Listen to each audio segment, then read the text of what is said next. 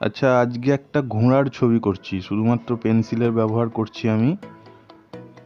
ঘোড়ার ছবি পেন্সিল স্কেচে করছি। ল্যান্ডস্ক্রিপ্টের পাশাপাশি আলাদা করে পার্টিকুলার কোনো একটা সাবজেক্টের উপর কাজ করতে আমার কিন্তু বেশ লাগে। মানে আমি প্রায়শই এটা করে থাকি। আমি কিন্তু খুব ইন্টারেস্টেড এই বিষয়ে।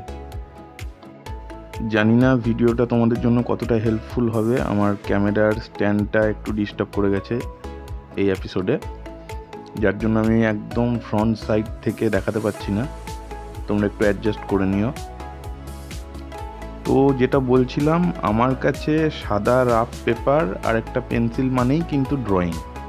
মানে সাদা পেপার পেন্সিল মানেই কিছু না কিছু করতে হবে তাতে। আমার সবসময় মাথাতে এই চিন্তাটা সবসময় ঘোরে। তো মার্কারের ব্যবহার করছি আমি। তোমরা এখানে ব্ল্যাক পেন বা ব্ল্যাক স্কেচ পেন ইউজ করতে পারো। মার্কারের ব্যবহার করছি, আউটলাইনটা আমি জাস্ট করে দিলাম।